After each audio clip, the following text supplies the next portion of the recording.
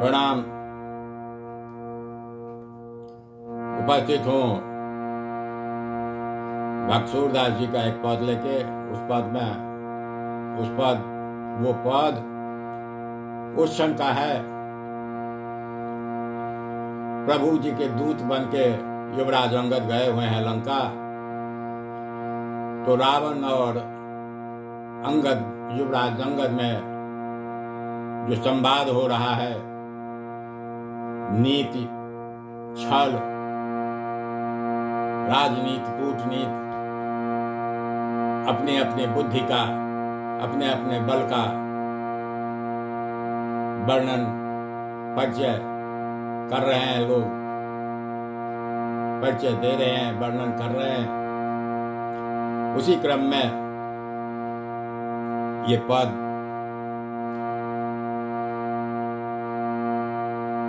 रावण कहता है पहले, अरे कभी अपने पिता का बैर तूने विस्मृत क्यों कर दिया। यहाँ रावण अपनी कूटनीति चल रहा है, छल चल रहा है। किसी भी पुत्र के लिए उसके पिता का शोक अच्छा नहीं होता, तो यहाँ भावनात्मक रूप में रावण जो है अपना चाल चल रहा है। युवराज अंगद से कह रहा है, अरे कभी अपने पिता का बैर तूने विस्मृत क्यों कर दिया। क्योंकि श्री रघुनाथ जी बाल के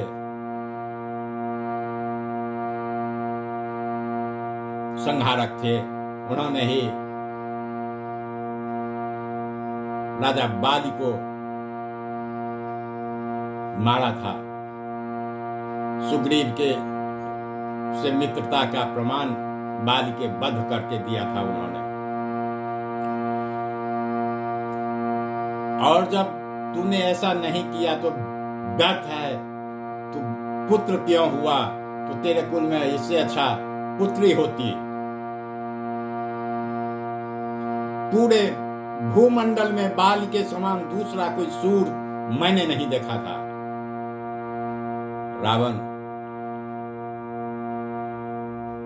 देखता कैसे, बाली से बड़ा सूरवीर कोई था नहीं। रावण को महाराज बाली ने 6 महीने अपने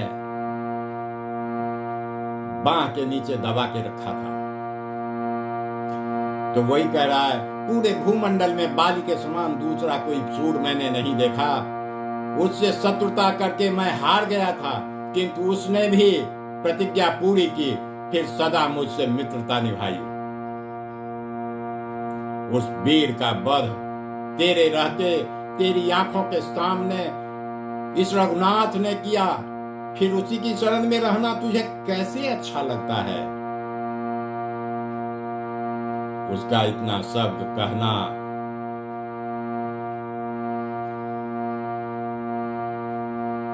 किसी भी योद्धा को खलेगा। तो इतना जो ही कहा, उसका तो शब्द भी तुझे कान से नहीं सुनना चाहिए। तब अंगद कहते हैं, युवराज अंगद, अरे अंधबुद्धि रावण, अरे मूर्ख, श्री रघुनाथ के इस मानव रूप से क्यों भूल रहा है। वे तो साक्षात परम पुरुष हैं, किंतु 20 नेत्र होने पर भी तुझे दिखाई नहीं पड़ता। तू अंधकार अज्ञान के कुएं में पड़ा है। मेरे पिता धन्य हो गए, जिन पर श्री रघुनाथ की अनुपम भुजा प्रफुल्लित हुई, अर्थात जो श्री राम के हाथों मारे गए।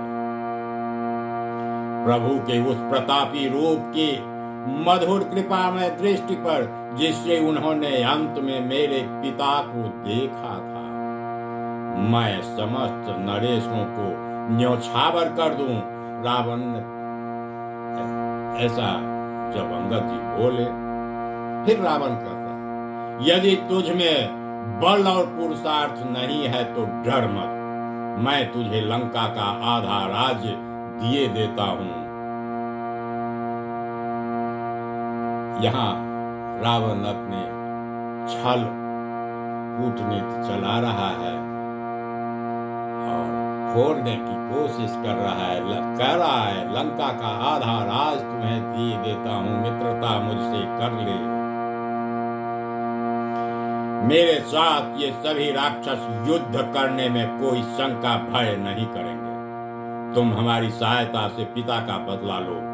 जब मैं रथ सजाकर सम्मुख युद्ध करने चलूंगा तब मन में कोई भय नहीं करूंगा, अपितु राम को सेना के साथ मार दूंगा और रक्त की कीच मचा दूं।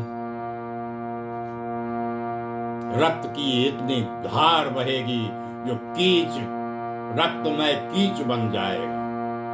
सूरदास जी कहते हैं, तब अंगद ने कहा श्री रघुनाथ जी के चरणों का स्मरण कर स्मरण का नियम हृदय में धारण करके तुम उनके पैरों में क्यों नहीं पड़ जाते। जो मुझे सहायक बनाने की चाल चलते हो, डरो मत। वे सभी के स्वामी हैं, परम दयामय हैं और सभी के लिए आनंद दाता है। मैं जो कहता हूं उसे मान लो। यह सब धृष्टता छोड़ दो। श्री जानकी जी को लेकर चलो और प्रभु के सम्मुख हो जाओ। वे मेरे नाथ भक्तों के लिए तो कृपा के निधान ही है। आइए, ये भावार्थ अर्थ बताया। अब पद का जो मूल रूप है वो रख रहा हूं आप लोगों के समक्ष।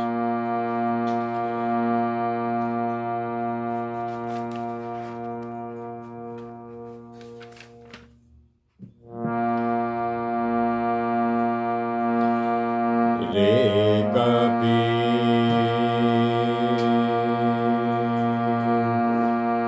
क्यों पितु बैर विसारे हो।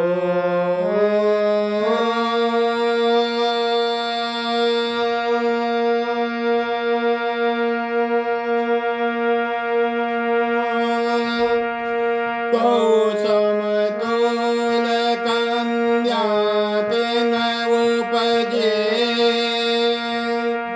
जो कुल शत्रु न मारयो। ऐसो सुभट नहीं महिमंडल, देखो बाली समान। तासों कियो बैर मैं हारयो, किन्हीं पैज प्रमाण। ताको बद किन्हौं येन रघुपते, तुम देखत वेदमान।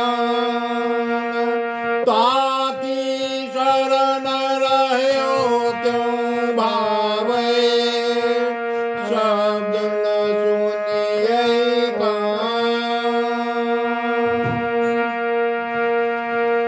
रे दशकंध अंधमते, मूढ़ख क्यों भूल्यो ई रूप।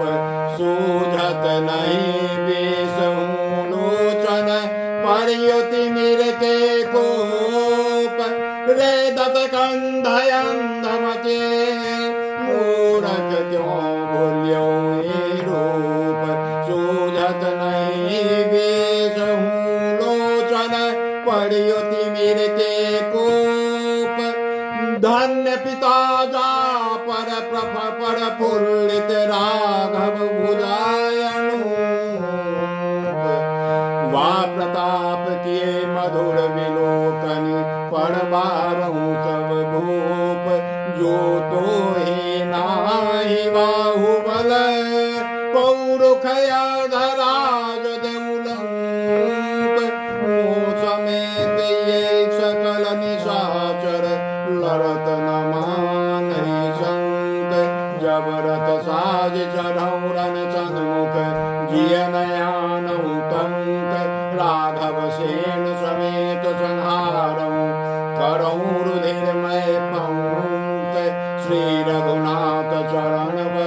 हाथ उड़ धरे क्यों नहीं लागत पाए।